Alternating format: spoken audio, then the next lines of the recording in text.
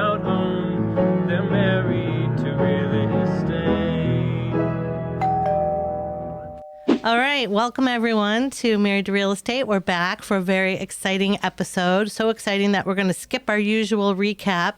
Mary and I, we have lots to say, but we're so excited about our guests that we're just going to jump right into it. So, Mary, why don't you introduce her? What a pleasure. What a pleasure. We get to meet today Pamela Bardhi. I met Pamela maybe a year ago.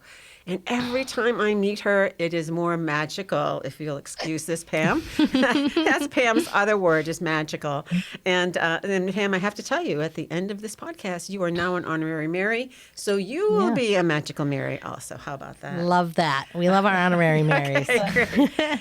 So I love that. Thank you. Thank you. Pam Bardhi is, her personality is infectious. You'll find that out today. She is everything. She is just everything. But the reason we want Pam in our arms today is to talk about accessory dwelling units. But a little bit of her background, Pam is an entrepreneur, first and foremost an entrepreneur. Secondly, she's a podcaster, and she had a podcast, Underdog, has over 300 episodes. Nice. She's a developer, a real estate agent, mom, broker, right? a mom of two adorable little girls, and she is so inclusive. And it's a pleasure to meet a successful business person who is extremely inclusive. Yeah. She invites you in. All right. Let's hear from Pam. I'm so excited. So, Pam, I know Pam's local to Boston and comes from a family that was from Albania and through Italy, and as a little girl came here. But what's amazing is at 21, she owned 2 restaurants. That's so cool. And so she has an extremely strong work ethic. Pam, we're here to talk to you about affordable housing and ADUs. And you are the first person who talked to us about ADUs, and I know that you have been instrumental in the development of the Massachusetts legislation. So could you give us kind of your view, why you got into that? What is it that drove you to get into adequate housing, and how you're seeing the evolution of the state law right now? Absolutely. Well, all of it stems from, thank you so much for having me, by the way. It's such an honor to be here with you two beautiful, magical ladies, as you said, my favorite word, magical. So really, I mean, I have the whole underdog story, right? And like building the American dream from the ground up. So like when my family came to the United States, it all stems from this, that, when I came here when I was 5 years old, my parents had nothing, and they were able to build their way up through hard work and having access to resources as a result of that hard work. And so for me, it's always been super important to give back. So essentially, getting into, I did have 2 restaurants by the time I was 21, and then I got into real estate development as a different stream of revenue. And I've been a developer in the Boston area for about 11 years now. And really, my heart has always been to help people. And in the world of real estate development, you have the opportunity and the honor to create places and spaces where people can create memories, right? And so alongside that, another thing that I'm extremely passionate about is helping people create wealth and build legacy, right, through their real estate. And so that's something my family did for me. And so now this is something that I've always been looking and moving forward with in terms of innovation, of how can we help middle-class America, small business entrepreneurs, the backbone of America, to have a level up the way investors do. Because as a developer, as a real estate investor, I've seen things behind the scenes on commercial and all these things and all these different wealth hacks. And what's happening now in the real estate market, in the housing crisis, is things are getting so much more expensive. There's investors that are, say you want to buy a multifamily now investors are beating you out because they're having an opportunity to condo convert. So they're paying cash, and it's very hard for the normal person to compete against that when it comes to offers. So for me, I really had this big shift that, I was doing all my development, doing all my things. And I had this God tap that was like, hey, Pam, you're doing great things for yourself. What are you doing for the world? And so it took me down this path to remember that, like, this is what I built wealth and legacy through real estate. And now I want to help other people do that. Right. So that's how I kind of really fell into it and kind of chose this path. And I was like, hearing about these ADUs, and I've been studying it for a couple of years, watching what's been happening on the West Coast, because that's really where the inspiration came. California led the way when it came to accessory dwelling units. And then, it expanded into areas of the West Coast, like Oregon and, all those states that are in the West. And so it hadn't hit really the East Coast yet, but it did slightly, because I started looking at building codes and I was like, okay, so they're allowing some accessory dwelling units here, but they're very restricted and you have to do, special permits, whatever. And what I found was in California, I mean, these were different ways for average Americans, middle class Americans to really level up and be able to utilize their property to create more wealth and unlock wealth in their backyard. So that's the main message for today is learning how to unlock wealth in your backyard and how now that's going to be available in Massachusetts as of February 6, 2025, which is just a few weeks away. And so in terms of legislation, I've been behind the scenes working with the State House, working with all the advocates and so many different organizations in order to push forward accessory dwelling unit laws in the state of Mass, as well as in the city of Boston. The city of Boston kind of has their own legislature, but really helping creating also educational resources for people to understand what is an accessory dwelling unit. How can you utilize it? How can you unlock wealth in your backyard, for aging in place or for having an additional revenue stream? I mean, there's 1.5 million different use cases for it. And been working with CMG Financial in the background too. They were the first accessory dwelling unit lenders in the country. So there's a lot that's been happening behind the scenes with ADUs that I've been bringing to the forefront on the education piece, especially here in Massachusetts. So that was a super long-winded answer, but the origination point was that. And then really the mission now is helping teach people how they can unlock wealth in their backyards because so many people just simply aren't aware. Well, don't you think the challenge is going to be, even though the state, allows this, how are they going to do it town by town? So right now, as it stands on the state kind of ruling, state law that's going to go into effect February 6, 2025, what we're looking at there is really any single family house in the state of Massachusetts can build an accessory dwelling unit as of right. So, and that's attached or detached. Yep. Attached means basement or attic. Detached means it's like a separate unit. However, everything is connected to the main house, right? So utilities, etc. They're not requiring an owner occupant requirement, which is huge. That is huge. But they are requiring one parking spot if you do a detached unit. So those, and on the city by city basis, what we're seeing the differentiation of is just going to be what the setback requirements are. Okay. That's really the main difference. But in terms of actually building the unit, it's going to be as of February 6th, which is really exciting. But now, everyone's like, okay, so what does that mean? So right. Well, I just envision, septic is an issue. And then we had a guest last week and, they might require a separate driveway or, is there room for that? The towns may put up roadblocks if they're not on board with loving ADUs. 100%, without question. And so it's like navigating through those hoops and hurdles, right? But ultimately, they will have to allow it because of this. They have to comply. Right. It was like the MBTA Communities Act, right? And the one town that didn't comply was Milton, and they just got sued, and AG won. Yes, the state won. And they're like, so do you want federal funding or not? So this is going to be the same thing with the ADUs because the tax dollars that it brought in and the amount of housing units it created in California is the reason why they kept it going. Because in California, actually 2 layers of accessory dwelling units exist that you can have on one single family property, which is really exciting. So it's like 1 attached unit and 1 detached unit. So you can actually have up to 2 ADUs in the West Coast. Wow. So I feel like maybe we'll get there one day, but it's all going to, what East Coast follows whatever West Coast does. So that's really the trend that we're seeing right now. And so I think some towns are going to be hesitant in the beginning, but if done right, this will help so many people. Because imagine like someone who's elderly that wants to age in place, but doesn't need this huge house, right? So they can just build a house in the back, live there, and their main family can move into the main house. So there's so many different amazing kind of outcomes, and we're just going to have to see how it lays out. I think if done correctly, it will be a tremendous asset for our communities and allowing people to age in place, stay in place, and a whole bunch open up, and then also open up opportunities for first-time home buyers. Yep. I'm not sure if a lot of people are aware of this, but accessory dwelling units, Fannie, Freddie, FHA, all of those guidelines have already been updated. If your single-family house has an accessory dwelling unit in it, the buyer who purchases that property can actually qualify for more because they add that income into the loan. Oh, wow. Which is so just like how for a multifamily, you qualify for more because they count the income.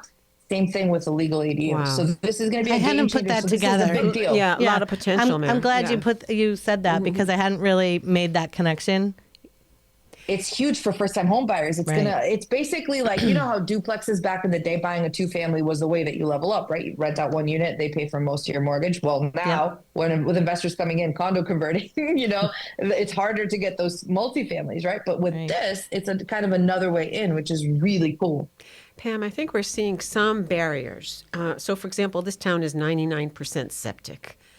A lot of the septic would fail a Title V.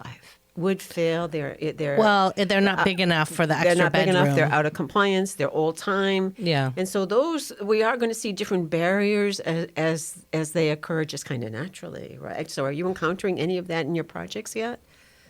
Oh, of course. Welcome to real estate and construction. There's right, no kidding. Something.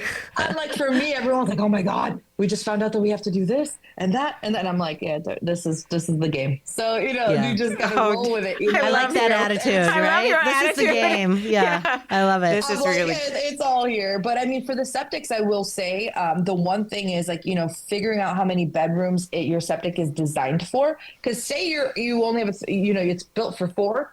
But you only have 3 in your main house, then you can tie that septic into the ADU, which is awesome. If not, you're going to have to build a separate septic system for the ADU, so generally the square footage that's going to be allowed is 900 square feet or less. But then in more suburban towns, you will get into the bigger houses where they have ADU laws that are going to say 50% of the main house, which is crazy, which is so it could be then say you have a 5,000 square foot house as the main house, you could then build yourself a nice one. ADU. That's what I mean. You're right. When you think ADUs, I think like tiny homes, you know what I mean? Like I think little I don't know. That's what first comes to mind because I think that's kind of just where it started in some sense, but we want to talk to you about Turnkey, however, first. Oh, yes. Yes, but first, what do you say to the towns that are saying, we don't want all those developers in, we don't want our neighborhood to look like, Sao Paulo or something like that, whatever they're thinking they're afraid of. And so we're hearing fears. Right. So fear stems from the idea of control. Right. Mm-hmm. The idea that they're losing control. Right. And change is scary and it's uncertain. Right. And what I challenge everybody to think about is the fact that, about 65% of millennials are living with their parents. Right. Young adults are living with their parents. That was a shocking statistic. Yeah. And I mean, I just want people to think about your kids. Do they have access? Like, are they having a hard time finding housing? Yes. This is one of the reasons why. The number one killer to affordable and accessible housing is the red tape, especially here in Massachusetts. That's why we're one of the most expensive states to live in. But it's like, if we just were a little bit more lenient in our zoning and like reasonable and a little bit more logical, like for example, allowing these ADUs in was a huge step in the right direction. Mm-hmm. Think about how it can help your grandparents. Think about how it can help your kids. Think about your own family dynamics. So I say that in every town meeting that I'm at, I'm like, listen, think about your child having access to living in something like this. Yes. How would you feel about it? Right? If done right, it can be so tremendous. But basically allowing kind of like the town officials to step into your shoes or vice versa to get an understanding that like, hey, we're all here trying to create more because it's simple economics. If you don't have enough supply for the demand, of course the demand is going to skyrocket. Mm-hmm. That's just simple economics. If there's more supply, then it will be more accessible. Yeah. Exactly. And that's where the imbalance is right now. And it's like, we don't have enough units, but if we can create more ADUs and create more opportunities, housing opportunities, that's going to give like first time home buyers a leg up in order to buy something and start building their legacy and their wealth through their real estate, allowing seniors to age in place so they don't have to sell their house or move away or go to an assisted living. They can be right there still with their families, but still have their privacy and be in the same neighborhood that they were for many years. Like there's all these different, that's the scenario that bring people back to. It's like, it's not going to be some just like horror situation where, you're going to have these crazy renters and all that. There's a million different use cases and groups of people that this can help. And I want you to envision that when you're thinking about these policies rather than like, oh my God, our whole neighborhood fabric is going to change. It's like, no, you can put you can put restrictions in place that'll be tasteful for Right. all parties. Let's just focus on creating a win-win scenario Yeah. because Yep. it exists. Yes, it does. Tell us about your work, your development work, and don't hold back. Just tell us what we want to know Yeah. about What you're doing. what you're It's doing so turnkey. exciting. Oh, thank you so much. Yeah. I mean, so we kind of have two ends of what we're focusing on primarily right now. One is the accessory dwelling units, of course, helping people unlock wealth in their backyard. And the way that we're doing that is utilizing prefab modular construction. So we're basically fabricating shipping container homes in our warehouse in Chicago and basically dropping them off on site. So we're creating like a turnkey solution where it's like, hey, we can help you get the financing and lock it in with with one of the biggest lenders in America. And then from there, which they go 95% loan to value ratio, by the way, as a second mortgage, Oh, which is a wow. really big deal, So you don't have to do a cash out or a HELOC. It's like specifically designed for an ADU, and that's for attached or detached units.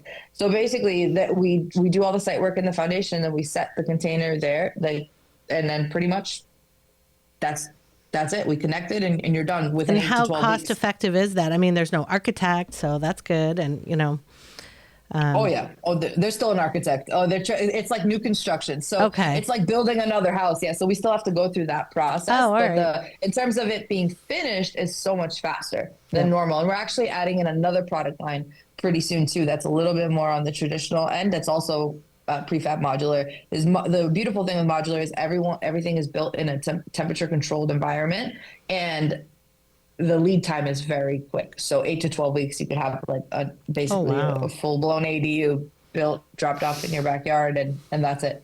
So turnkey means that you work with the client, right? I want to Yeah. put a 40 by 8 shipping container form structure in my 2 acres. And so we contact you. You send us a rep or somebody to help work out what the specs are.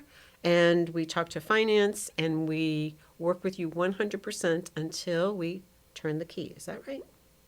That's correct. So essentially, it goes like any other one-stop process when it comes to new construction. One-stop. Yeah, exactly. And I have a whole guidebook and ebook on this, so people can they can learn to do it themselves or work with us. Whatever's going to be most helpful to you and your family. That's really what we're looking to do, is just help educate more people to know about this, know that it exists, and then also pursue it as well.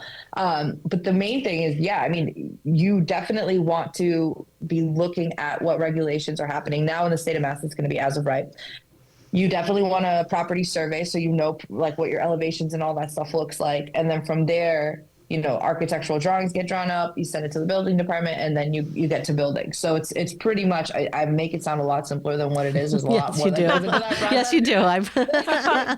But there's an initial site visit, where we have our legal team that comes in and gives, the zoning advice. And then also in terms of making sure all the regulations, like what are the setbacks that are needed for the accessory dwelling unit to be built? Where's your current water lines? Where's your sewer line? So it's really all the technical pieces. So we have that on-site initial visit. And then from there, you go ahead and basically you can, start drawing up everything once you have the survey in hand, because you know what everything looks like and Right. what needs to be built where, and then get the building permits, start with the site work, which is the utilities, the foundation, and then, get the unit dropped off. So that's in essence like what that process looks like. And this works with any modular company. It's not just me. What we're doing is great too, but there's some really great ADU builders that are popping up in Massachusetts too, that are creating some really turnkey solutions, which is awesome. And that's what we need.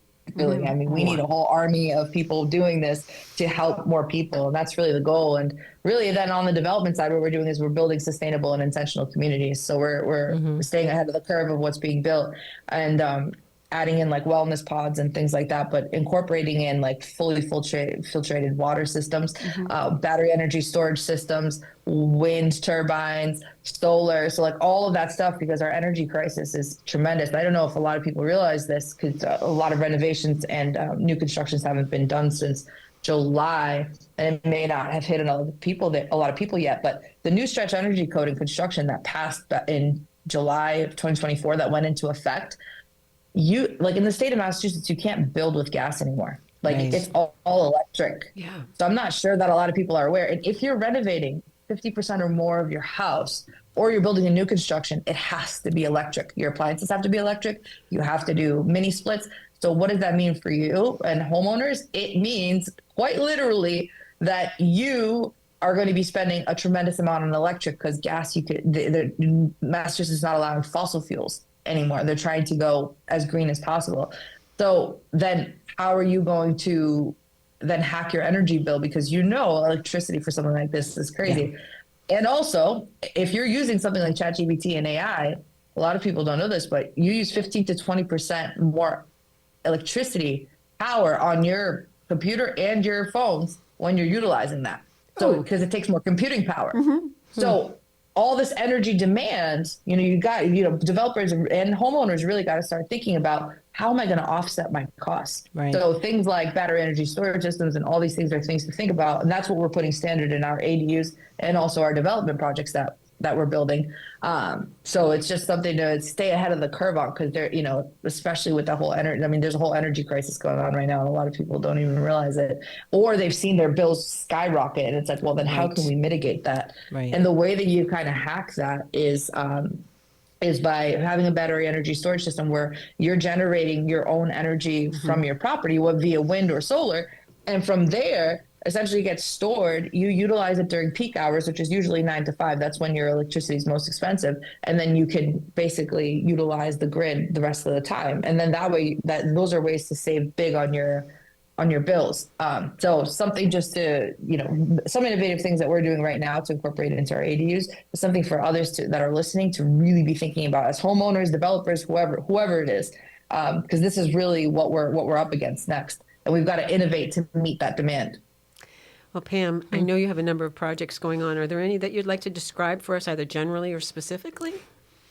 Yeah, so we've got a project in Bridgewater right now. So it's on a farm. So there's an existing house on it with a barn, which we're super excited about. We're in the process of renovating that right now, and then building out a townhouse development.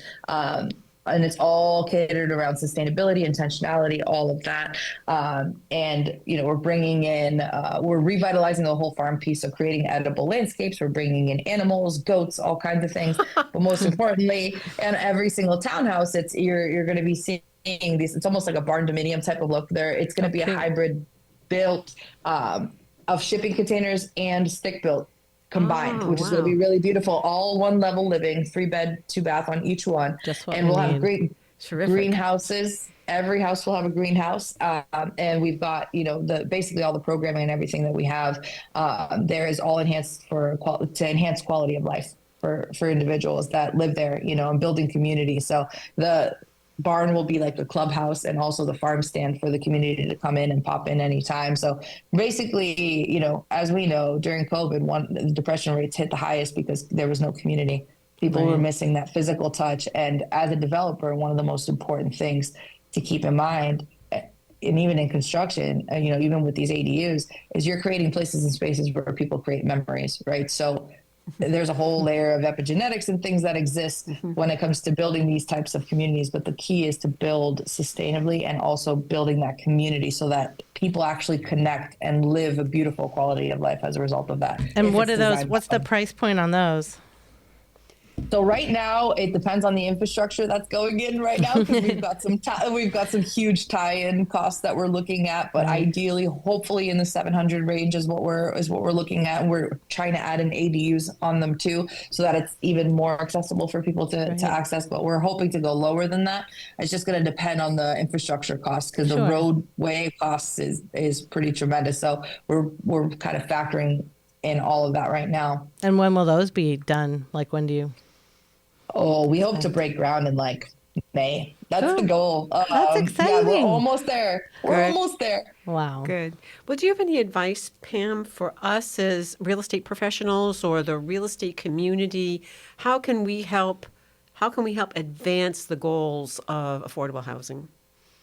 100%. I think the key is to build more. And what's our big way to do that right now is helping your clients unlock wealth in their backyard. So right now, February 6th is coming up, right? So I would encourage every real estate investor, professional, to reach out to their database and say, do you guys know about this? This is an as of right thing that we could start doing tomorrow.